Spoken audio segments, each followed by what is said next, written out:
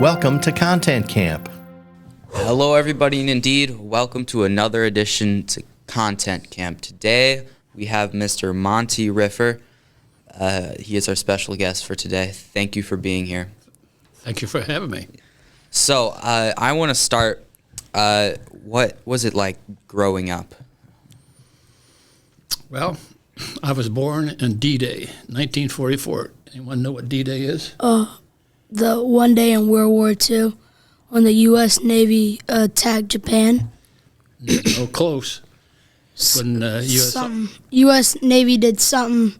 they did Normandy during the European War. Yeah. I was born on that day. That was 80 years ago. Some 80 years. I grew up in western Pennsylvania, a small German community. All ancestors came out of Germany. They were either dairy farmers and steel workers. So it was a lot of steel mills then. In the 40s and 50s, our phones were old. The rotary phones. Mm-hmm. Electricity in some of the countries didn't have electricity. So it was families only had one car, not two cars. Mother stayed home and raised the kids and cooked and cleaned, and fathers went to work. Mm-hmm. Where did you go to school? High school or college? College at Southern Illinois University. Okay. And what did you study in college? I went to be a dentist. Then I ran into math and chemistry. So I changed majors to health. Okay. And you were pretty big on football back then. Yes, I was. Yes, and football is pretty big in Pittsburg. Yes, it is. Yeah, that must have been interesting. Every boy in the hospital would get a football when they were born. Huh. A Football. So it was steel mill. Friday nights was very important because that's when people went out, because they worked during the day in the steel mills, and that was their recreation. We'd have 10 to 15,000 at a game when I played high school. Wow. And I got a scholarship. That's where I ended up at Southern Illinois University. Wow. What position did you play when you played football? In college, I played both ways, offensive running back and defensive outside linebacker. And how did you take off in football as a career, or what did you end up doing? I went to school to actually play football, not get an education. I figured I was good enough. People were telling me I was good enough that I could be pro. I had a lot of teams look at me, but I had the talent and the weight, not the height. So they wanted me as a defensive linebacker, and they wanted someone 6'1". At that time, I was 5'10", 5'10 and a half. So that was a disappointing time in my life. It was okay. Depressed, then I got drafted into the U.S. Army. So I had nothing to think about for 2 years, even though it was a struggle. And what did you do after you got out of the Army? Got a job teaching high school for 2 years, and I took a college football job in Norfolk, Virginia, coaching college. Yep. And back then, working in a steel mill was pretty common. How did you, it's pretty rare, was it not, to not be in a steam mill or steel mill? Out of a class of 248, there was only 30 of us went to college. We were the first group that went to college. Normally you graduated, girls got married at 18, 19, and the men, or boys that time, worked in steel mills. So the education was pretty minimal. It was more or less get life skills, because you weren't going to college. You mentioned you were born on D-Day. Was your father in any military? No, he was assigned back then. The men and women had to work in the steel mill. That was their duty. They would put in 14 hours days. And one steel mill that my dad worked in was the steel that they used for the jet airplanes, or the airplanes. They weren't jets. So that was a very important position. So all the men in that community really was assigned to steel mills. What did you fight in any wars and if so, which ones? Vietnam. Wow. I spent a year in Vietnam.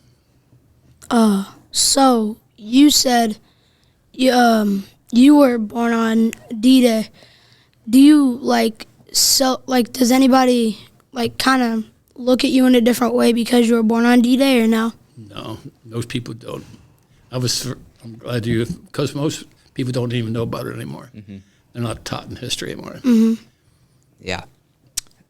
So did you just, after not going pro with football, did you just stop doing football just completely? I know I got into, my two coaches told me I'd be a great professional football coach. So then I'm very goal-oriented, to the fault sometimes. That he said, so then I said, well, fine, I'll become a college coach, then a pro coach. That's why I left high school, went to a college in Virginia. So you did coach? 1 year, 2 years high school, 1 year college. Okay. And how did that go? Coaching went well, loved it. I leave the house at 4 a.m, get home at midnight, and do it over again. More passionate. My wife would tell you then I was probably more passionate for football than my family. That's why I got out of it. I quit. I got a job selling for Polaroid Corporation. Polaroid. And what is Polaroid Corporation? It's an instant movie. It's a camera. They have small ones now, but it used to be very large, a line of cameras. Yep. Yeah. It's instant pictures. Oh, yeah. So are you still in that today, or are you retired? No, I'm retired. So I started my own consulting company, so I keep busy. You understand when you get married, the wife sometimes don't want you around the house all the time. So you get something to leave. And so you sold Polaroids, and then did you go straight into consulting? No.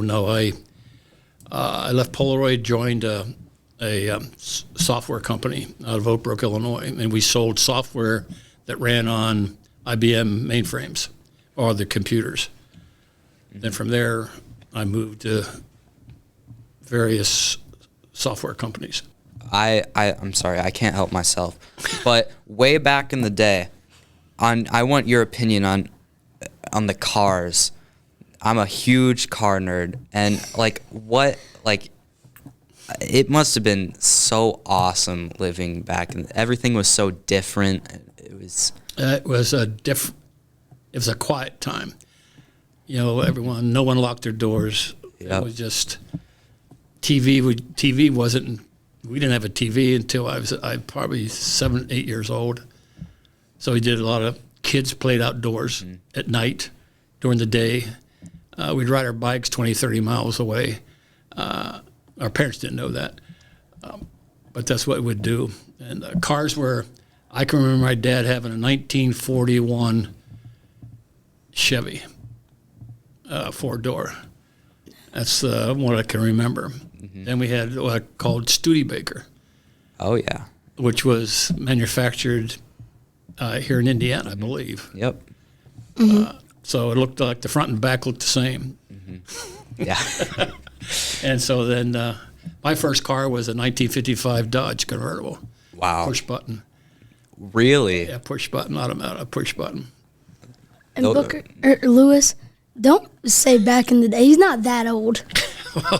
Yeah, I am. Yeah, I am. I admire all the things back in that era. They were so different, and now it's all these regulations and stuff. Everything looks the same. Yeah, no, it was very. Car manufacturers were different. They had character. You're right. They had character. So, you were born right as cars were getting really popular to have, were your parents like on the demand to get a car like really quickly, or were they like slow to get into it? They didn't have the money. My first car was a 1968 Super Sport. Cost $6,300. My dad told me that was more than he made a year at the steel mill. Mm-hmm. But it was a slick car. Yeah. So $6,300. That seems like really cheap compared to cars today that are like more like 63,000 and 90,000 or 100,000, something like that.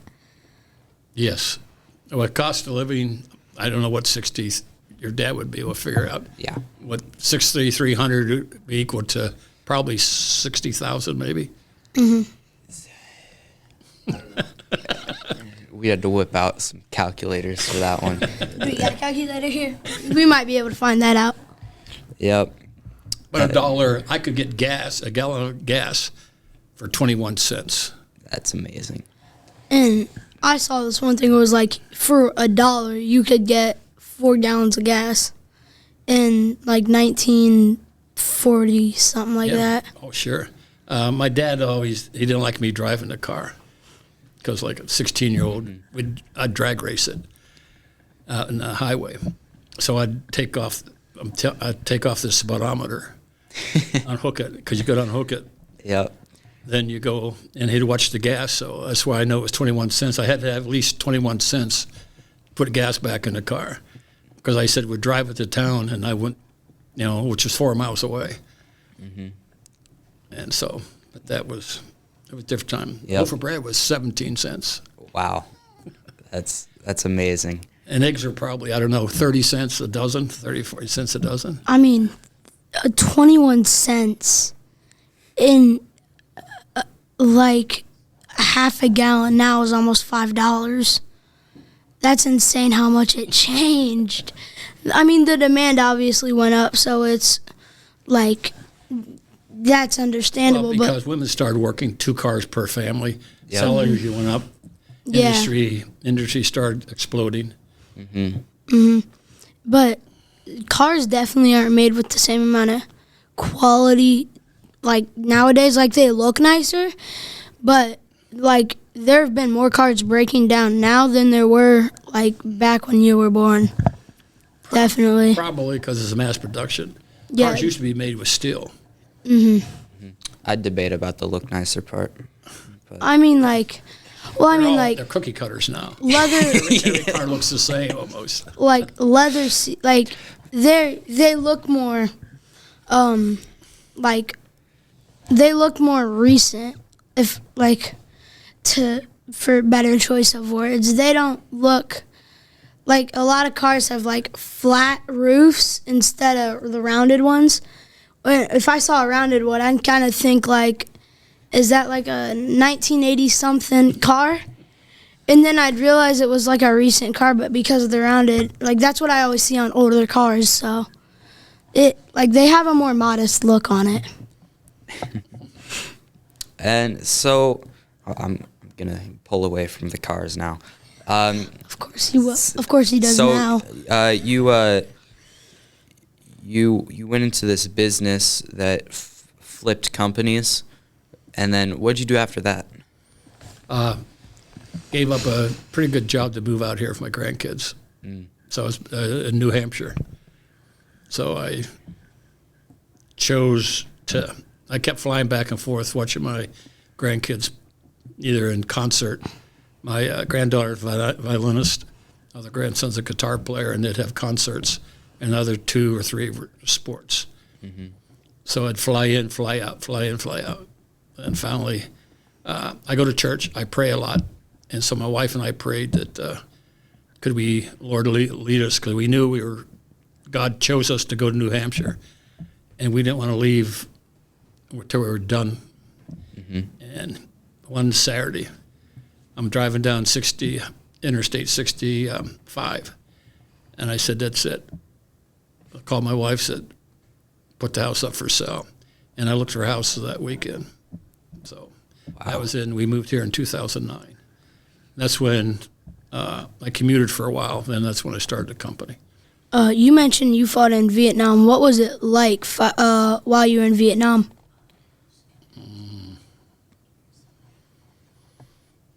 It wasn't pleasant, put it that way. Yeah. I wasn't an infantry. I was assigned. I went over for infantry. Then I was assigned to an MP outfit, and we did convoy escort. So you had a convoy.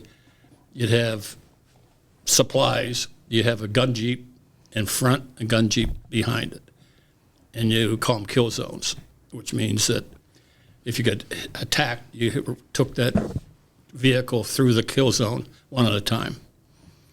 My grandfather would probably say the exact same thing. Very unpleasant time in Vietnam. Yeah, it wasn't pleasant. Yeah, my grandfather fought in the Marines during Vietnam, so Yeah. yeah, he wasn't out. He wasn't. He wasn't out until like 1960 something. A few years after the war started. Yeah, 69. I was Yeah. over there. Wow. Like you mentioned, you went into the Army. If you were talking to somebody that wanted to go into the Army, what would your one piece of advice be for them? Make sure it's your passion, Yeah. and that you're a patriot, that you're willing to die for your country. Yeah. And that's the thing. That's when you take that oath, you're telling, and you'll die for your comrade or other soldiers around you. Mm-hmm. So you really want to think about it. I was drafted. I didn't. You didn't I was have a a patriot, choice. so I went willingly. You what would you describe the training as? It was easy for me because I was a college football player. It wasn't as tough as that. So Did you did you see like other people that it just seemed brutal for? Like, they had a hard time. yeah. A lot of our shape. 17. I was 20, 21, 22, and most of the people, kids, they were 17, 18 at the time. So I was the oldest there. But I did pass. You have basic training, which is you're up at 3. I mean, it gets you mentally, they shave your head. You're in the barracks. You're up at 3 in the morning. You're straight through the day at 9 o'clock at night, back up at 3. You may wake up at midnight and doing 5-mile run at midnight. The next time they may run with a full pack, 60-pound pack on your back, and you run 2 miles. So it's that type of training, because again, you're preparing to war. That's the whole point. How did like leaving for the war and then coming back, like it's got to be interesting, like kind of missing what happened. My life definitely. Wish my wife was here. Got married 5 days after I come back. Wow. We planned our wedding. The mail was different. Now you got internet and computers. I'd write a letter. It would get to my wife or a girlfriend, or fiance at that time, 15 to 20 days later. So we numbered you. So we got engaged before I planned to get married. Just recently, about 6-7 months ago, I sat down, had to ask my wife about the wedding. I didn't remember too much about the wedding. My mind, you leave Vietnam December 18th. You land in Oakland, California, December 18th. Same time you left. I was in Illinois. Got married. My wife's from Illinois, and got to Springfield, Illinois on the 19th. Got married on the 23rd. And everyone was planning the wedding, and I'm still mentally in Vietnam. Yeah. So we had a pretty rough marriage. Let's put it that way. Yep. The start of it. Yeah. I've heard like soldiers having PTSD, waking up in the middle of the night, just like flashbacks of the war. Did you have any of that? Yes, and I still have sometimes. What do you think the hardest part of, like, riding, like, knowing that you might never, and I'm going to go back, you might never see your loved ones again. What do you think that hardest part was about it? Saying goodbye, because I didn't know if I would come home or not. Mm-hmm. I didn't know how I would come home, because you see the half legs blown off, and that's real. Vietnam was the VC didn't want to kill you; they wanted to wound you, because you'd stop and take care of your wounded. So they weren't planning this. All the booby traps were to maim you, to not kill as much as maim. So the legs being blown off, arms being blown off, viper snakes, anything that. But it's easier than if you're in Iraq, going door to door. You had open fields and jungle and dirt roads, but you weren't from building to building, so it's a different battle altogether. Yeah. And I know, like, a lot of armies will hit you in a place. It won't be a kill shot, but it will draw people to you so that they could hit others as well. That was a strategy, yeah. And that would be for, like, snipers, I'm pretty sure. Yeah. My best friend was killed by a sniper. We played football together. That must have been really hard. That was hard. So I have heard from unknown sources that you have helped start a church or something along those sorts. Yeah. How was that experience? Ask your father how to start up a company. You're called. As an elder, you're called to it. It's not something that you do. Oh, I think I'm going to do it. You have to. It has to be in your passion about it. But it's God saved our marriage. Put it that way. Yeah. I'll tell you a story. I had to make a decision to get out of football or lose my wife and daughter. And she was pregnant with my other daughter.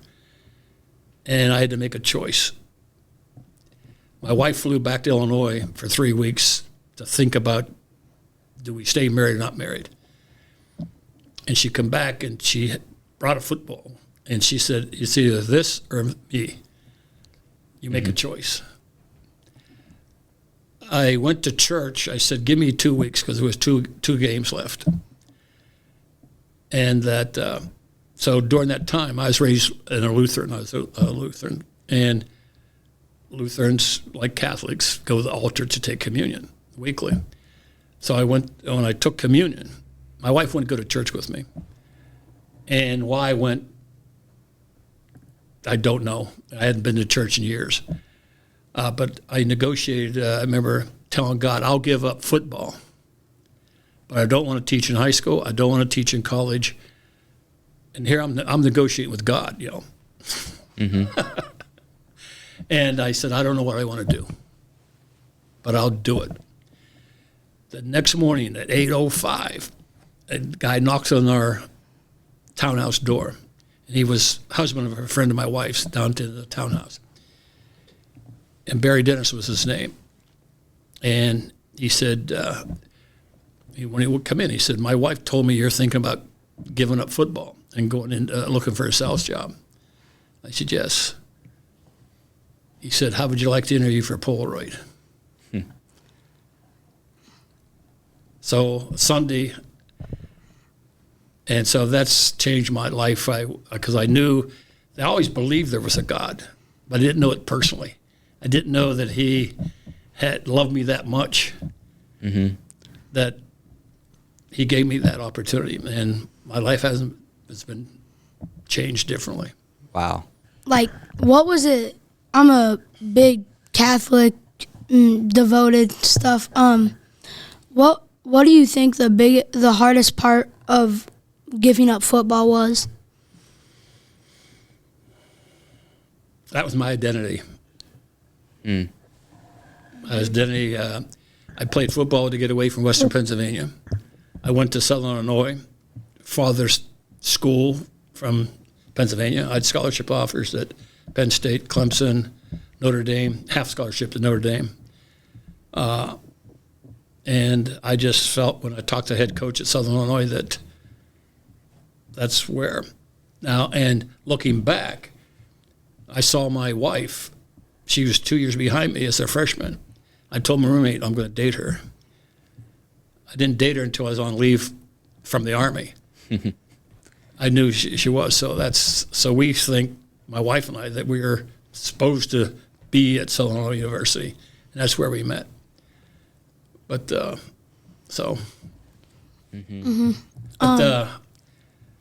it's when you have your identity in the wrong places.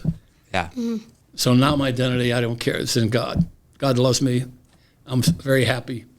I know where He wants me to go. So I'm at peace with that. You mentioned you own your own business now. Consulting. Consulting. So what's that business called? It's the Riffer Group, and I help, well, not so much anymore, help small, medium-sized company develop their strategies, their plans, and help them know that measuring metrics, where you're going, Yep. What's your vision? Where do you see it? How are you going to get there? Okay. The threats, what's going to stop you? What's going to, not help you? So. Yep. Last question. If you had one sentence to say with all your knowledge with life Of the to world. someone like us, we have almost no life experience. If you had one sentence to give the best advice possible, what would you say? At all. To believe that God's alive and real, and to trust Him. He formed you. He loves you. He knows what He has for you. It's just relaxing and submit and let Him take you where He wants to take you. And one other advice I would read a lot of biographies of leaders. From George Washington to all different types of leaders. Yep. How they went through hard times. The struggles, that was the best leadership books that I became a leader, reading the biographies. Yep. Okay. Well, we strongly appreciate you being here with us today. We've about hit our time limit. Yep. So thank you very much. Thank you for having me. Have a good rest of your day. Content Camp is for kid creators here in Indianapolis. If you want to watch the whole show, check out our YouTube channel, simply called Content Camp. If you have a kid past 5th grade who might be curious about what it's like to work on a real live video crew, please reach out to us at producer@contentcamp.kids. That's producer@contentcamp.kids.